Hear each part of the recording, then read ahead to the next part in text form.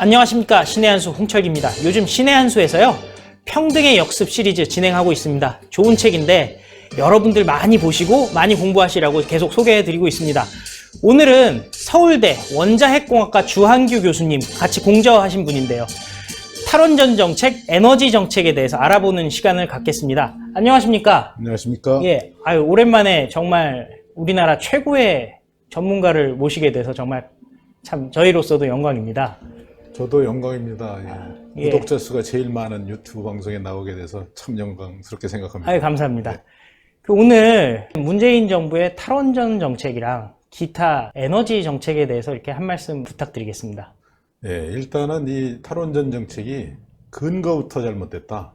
근거부터 잘못됐는데 지금 일방적으로 또 급진적으로 이렇게 추진하면서 이제 무고한 그런 피해가 발생을 하고 있다. 이렇게 말씀을 드릴 수가 있겠습니다. 그래서 이거를 되돌려 놔야 되는데 그러기 위해서 이제 국민 여러분들의 많은 협조가 필요한 그런 상황입니다. 네. 근거부터가 잘못됐다라고 얘기하시는데요. 네. 도대체 어떻게 근거가 잘못된 건가요? 그 탈원전 정책은 이제 그 근거를 크게 세 가지로 얘기할 수 있는데요. 네. 첫째, 이제 원전 사고가 한번 나면 이건 치명적이다라는 네. 그런 판단. 두 번째는 이제 뭐 사용 후 해결료 이런 게 안전한 처리 처분이 곤란하다, 뭐 이런 판단. 그다음에 세 개가 지금 탈원전이 추세다, 뭐 이런 판단인데요. 그게 일견 보면은 맞는 것 같지만 실제로는 사실이 아닙니다. 그 사실이 아닌 거에 대해서 제가 오늘 차분히 설명을 좀 드리려고 이렇게 합니다. 네, 그러면 맨 처음 얘기하셨던 부분부터 좀 설명을 네. 해주시죠. 예. 일단 이제 원전 사고가 치명적이다. 보통 이렇게 알고 계신데요. 여태까지 그 세계에서 60년 동안, 이제 50년 동안 620여 기 원전이 가동되면서 이렇게 치사 사고가 난 사고는 단 한 건 딱 있었습니다. 체르노빌 사고 한 건. 보통 이제 국민들은 이제 후쿠시마에서도 뭐 많은 사람이 원전 사고 때문에 죽었다 이렇게 알고 계시는데 그렇지 않고요. 지금까지 이제 누적 가동 연수를 보면 이제 18,100년 정도 되는데 후쿠시마 사고가 아니고 체르노빌에서 43명입니다. 그 정도 사망한 거 이외에는 여태까지 원자력 사고로 사망한 사람이 없어서 거꾸로 원전이 그동안의 그 긴 가동 이력으로서 안전성을 입증해 왔다. 이렇게 이제 말씀을 드릴 수가 있는데요. 대부분 이제 사람들이 잘못 알고 있는 거, 어떻게 보면 미신, 잘못 믿고 있는 거, 이런 거를 첫 번째로 원전에 대해서 들으려면은 이제 뭐 예를 들어 지진이 나면 원전에서 이제 굉장히 큰 치명적인 그런 결과가 초래될 수 있다. 이렇게들 알고 계시잖아요. 네. 그래서 이제 그거 동일본 대지진 때 후쿠시마 사고가 났고, 그래서 우리나라도 이제 경주 지진이 났고, 그래서 이제 우리나라도 지진의 안전지대가 아니고 그런 원전 안전성에 대해서 우려를 해야 된다 이렇게 생각을 하시는데, 실제로는 지진에 의해서 그 원전에 이렇게 치명적인 사고가 난 적이 한 번도 없습니다. 후쿠시마 같은 경우는 결국엔 동일본 대지진에 의해서 일어난 건데 지진에 의한 피해가 없다라는 건가요? 네, 그게 직접적인 원인이 지진이 아니고 쓰나미입니다.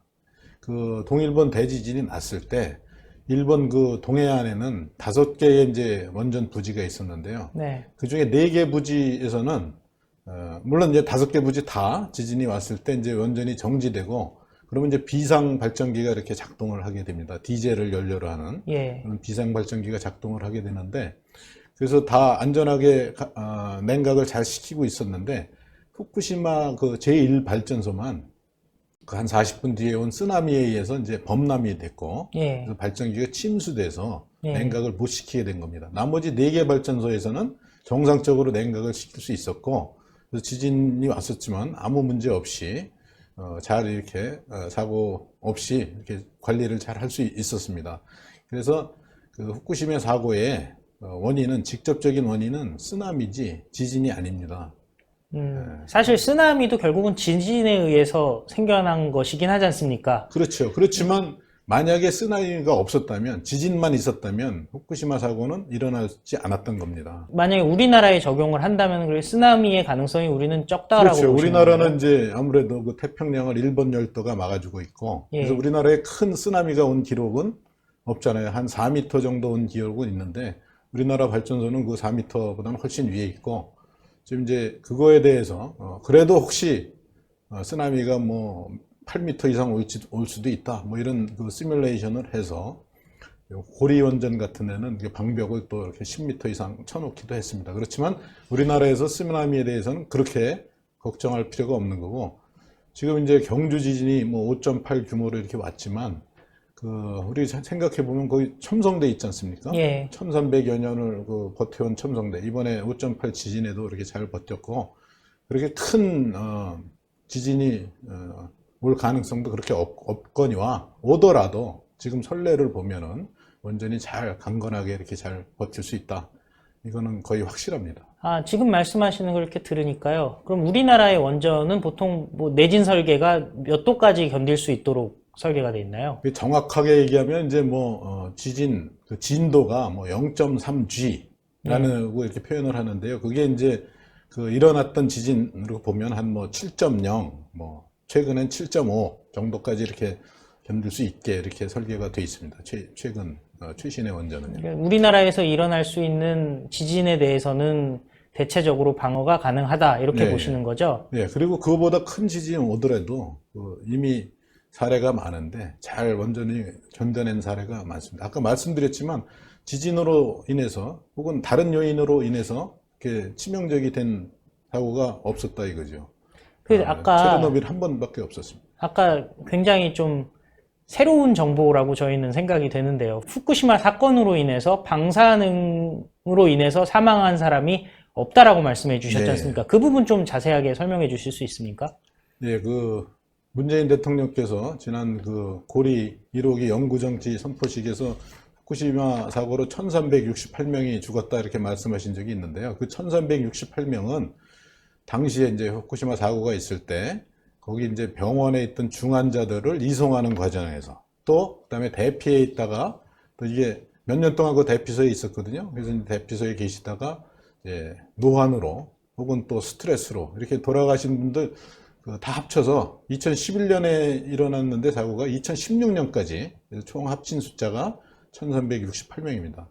그 방사선 영향, 암으로 돌아가신 분, 이런 분들이 있는지 그런 거 이제 과학적으로 국제기구에서 조사를 했거든요. UN 방사선 영향 과학조사위원회라는 게 있고 세계보건기구 또 이런 데서 몇 차례 조사를 해서 방사선 위해로 죽은 사람은 한 명도 없고 앞으로도 있을 가능성이 없다 이런 보고서를 냈습니다. 그게 이제 과학적으로 밝혀진 사실입니다. 이런 거는 진짜로 널리 알려야 될 것인데 네. 이 교수님 같은 분들이 사실 널리 알리셔야 되겠어요. 예. 그런 거는 제가 한 2년 전부터 이렇게 탈원전 반대 운동을 하면서 제대로 원자력에 대해서 알리는 그런 노력을 해왔는데 2년 동안 이제 여러 차례 그 얘기를 드렸거든요. 그래서 저는 이제 많은 국민들이 알고 계실 거다 이렇게 생각을 했는데 우리 기자님도 잘 모르시는 거 보니까 더 열심히 알려야 되겠다는 그런 생각이 드네요. 예.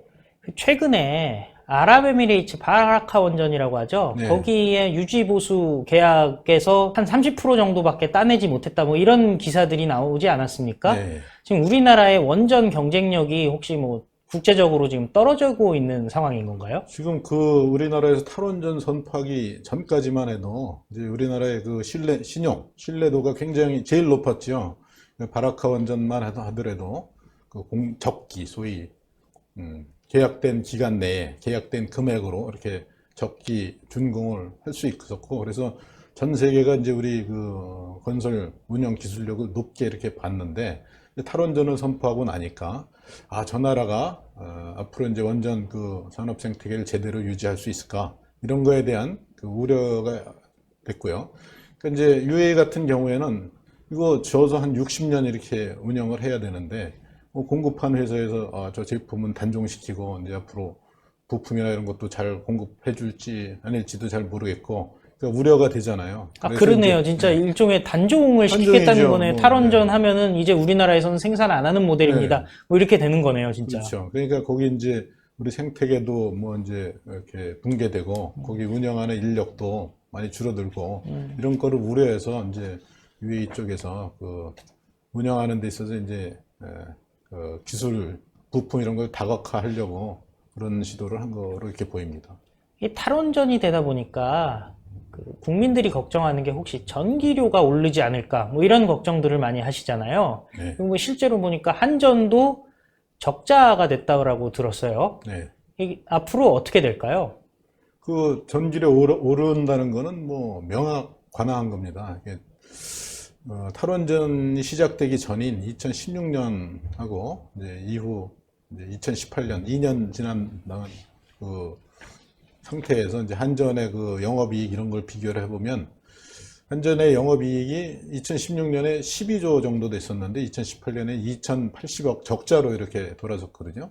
근데 거기에는 이제 물론 유가가 오르고 가스값이 뭐 한 45% 이렇게 높게 인상된 오른 요인이 있는데 더 중요한 거는 거기 이제 원전의 가동률이 떨어진 거거든요. 네. 과거에 뭐 한 85% 이렇게 이용 가동률이 있었던 게 2018년에는 이제 거의 뭐 65%, 67% 수준으로 뚝 떨어졌거든요. 예.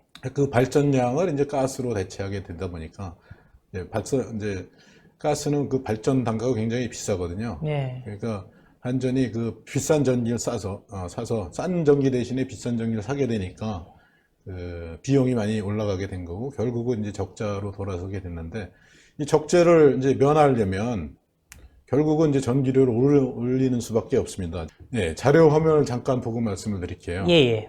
이 자료 보면은 여기 이제 그 한전이 여러 그 전원으로부터 전기를 구입하는 가격이 이렇게 나와 있습니다. 제일 위에 연두색으로 되어 있는 게 LNG 전기를 구입하는 가격이고요. 제일 밑에 파란색으로 되어 있는 게 이제 원자력 전기를 구입하는 가격입니다. LNG는 이렇게 2013년 이렇게 보면 굉장히 높은 게 보이죠? 예. 저 때는 이제 LNG 가격이 굉장히 높을 때였었고요. 2016년에는 이제 뚝 떨어졌는데 그때는 이제 미국의 셰일가스 증산 이런 것 때문에 LNG 가격이 떨어졌어요. 그러니까 발전 구입 가격이 또 떨어졌는데 그 이제 중간에 보면 그 판매 가격이라는 거 있잖아요. 보라색으로 돼 있는 거. 예. 그게 이제 한전이 전기를 파는 가격입니다.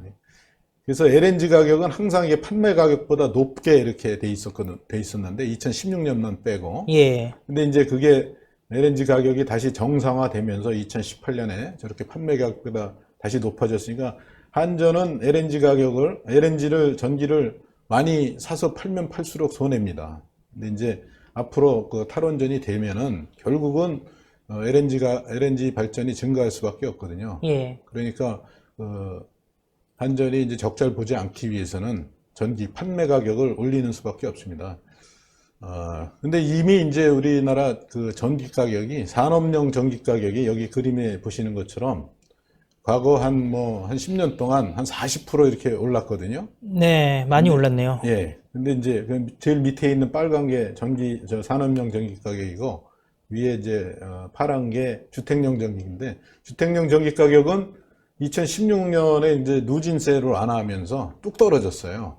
거의 이제는 산업용이랑 큰 차이가 없게끔 됐네요. 주택용이 거의 같은 그런 상태에 도달했는데 지금 이런 나라가 없습니다. 예. 보통은 산업용 전기를 굉장히 싸게 이렇게 공급해서 산업 경쟁력을 높여주거든요. 경제를 위해서, 기업들을 그렇죠. 위해서 산업용 전기는 좀 저렴하게 그렇죠. 공급을 하는 거네요. 근데 이제 지금은 이제 한전 압박을 받다 보니까 이제 산업용 전기를 올리려는 그런 시도를 하고 있는데 이미 지금 이제 제조업 경쟁력이 많이 약화된 상태에서 산업용 전기를 더 올리게 되면은 이제 우리나라 그 수출 경쟁력 이런 것가 나빠질 거고 그렇다고 뭐 주거용 전기료는 이제 국민의 반발 때문에 아마 이제 올리지 못할 거고 그래서 결국은 이게 우리나라 산업 경제에 큰 악영향을 미치게 될 거다 이렇게 얘기할 수 있습니다.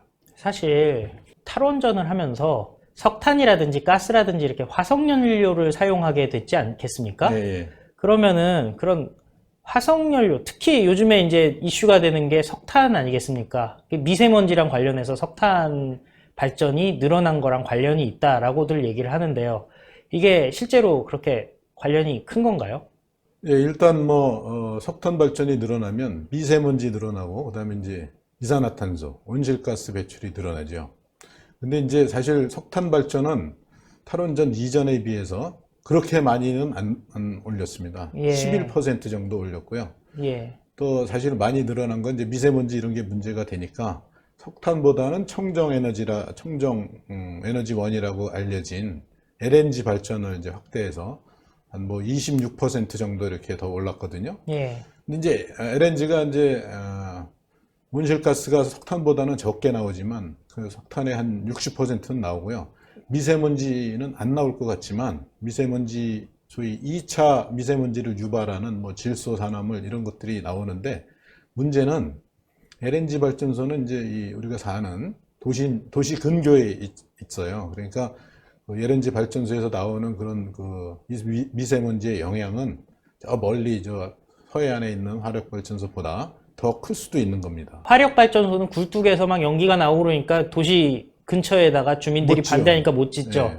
근데 LNG 발전소 같은 경우는 깨끗하다고 알려져 있죠. 깨끗하게 뭐 굴뚝에서 나오는 것도 없고 이러니까 네. 사람들 생각에는 괜찮다 생각하고 유치를 한 건데 거기서도 미세먼지라던가 온실가스가 다 나온다는 말씀이네요. 네, 온실가스는 석탄의 한 60% 나오고 이제 그 2차 미세먼지 발생 원이라고 하는 질소, 산화물 이런 것들이 또 무시할 수 없을 정도로 LNG 발전소에도 나오는데 문제는 그게 이제 도시 근교에 있다는 게 문제죠. 탈원전의 대안으로 궁극적인 대안으로 제시된 게 신재생에너지 아니겠습니까? 네. 최근에 보면 KBS가 대통령의 이름을 직접 거론하면서 보도하면서 지금 뭐 청와대에서도 난리가 난 것 같은데요. 과연 이런 신재생에너지, 태양광 에너지 이런 게 원자력을 대체할 수가 있을까요? 원자력을 대체 못하죠. 못하는데 궁극적으로는 사실은 태양광 발전도 늘어나는 게 맞습니다. 태양광 발전도 그 환경 친화적이고, 환경 친화적이라는 거는 이제 온실가스 발생 안 하고 미세먼지도 없고 그러니까 태양광도 적정한 수준까지 늘리는 게 맞는데요. 그 늘리면서 대체해야 될 게 원자력이 아니고 지금 아까 말씀드린 석탄 발전 이런 거를 줄이면서 이제 태양광을 늘리는 게 맞죠.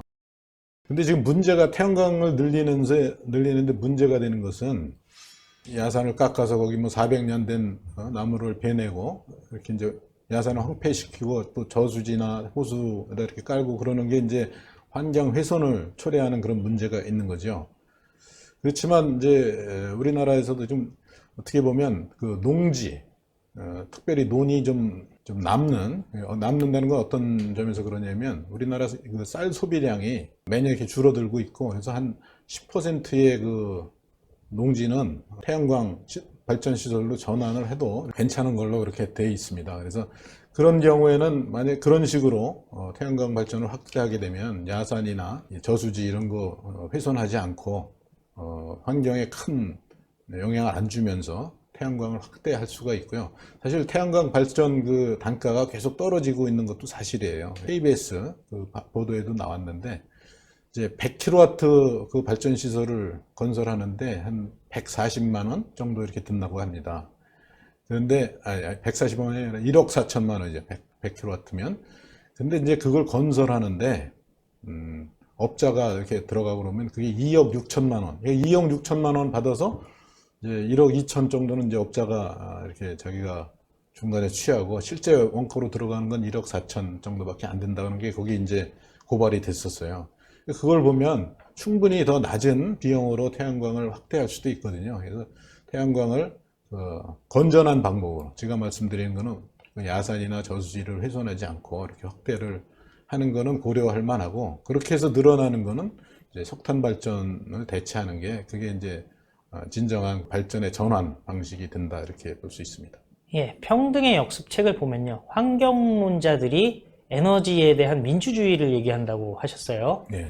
그에 대해서 사실은 이거는 에너지 민주주의가 아니라 에너지 자본주의자라고 이렇게 서술을 하셨던데 그 뜻이 무엇인지 좀 설명해 주시죠. 예, 그게 약간 좀 전에 제가 말씀드린 대로 그 100kW 설비 갖추는데 일단 투자를 해야 되는 게 한 2억 뭐 5, 6천 이렇게 되거든요. 근데 그거를 이제 전기를 팔면은 1년에 한 뭐 2,500만 원 정도 이렇게 벌을 수 있어요. 그러니까 거의 뭐 한 10% 이율이 되는 그 정도의 투자예요.